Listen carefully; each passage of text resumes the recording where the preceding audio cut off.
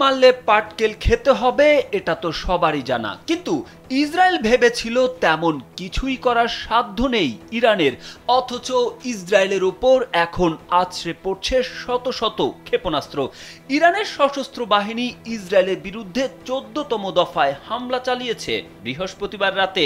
এই হামলায় একগুচ্ছ কৌশলগত ক্ষেপণাস্ত্র ও আত্মঘাতী ড্রোন ব্যবহার করা হয়।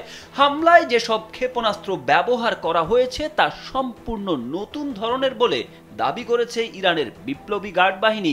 ইরানি সংবাদ মাধ্যমের দাবি, ইসরায়েলের কয়েক স্তর বিশিষ্ট আকাশ প্রতিরক্ষা ব্যবস্থা ভেদ করে এসব ক্ষেপণাস্ত্রের বেশিরভাগই রাজধানী তেল আবিবের বিভিন্ন গুরুত্বপূর্ণ স্থাপনায় আঘাত এনেছে। জেনেক্সে শিফট করো, লাইফকে লিফট করো। ইরানের একাধিক ওয়ারহেড যুক্ত ক্ষেপণাস্ত্রে হতভম্ব ইসরায়েল। ইসরায়েলি সেনাবাহিনী জানিয়েছে, ইরান বহু যুদ্ধাস্ত্র ক্ষেপণাস্ত্র ব্যবহার করেছে যা বিমান প্রতিরক্ষা ব্যবস্থার জন্য নতুন চ্যালেঞ্জ তৈরি করেছে।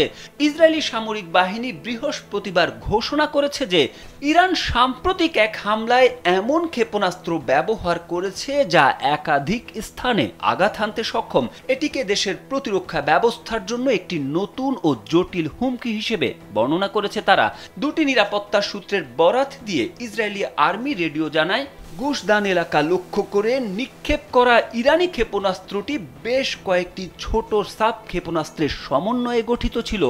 আঘাতের পর ক্ষেপণাস্ত্রটি খণ্ডিত হয়ে অঞ্চল জুড়ে একাধিক স্থানে আঘাত হানে।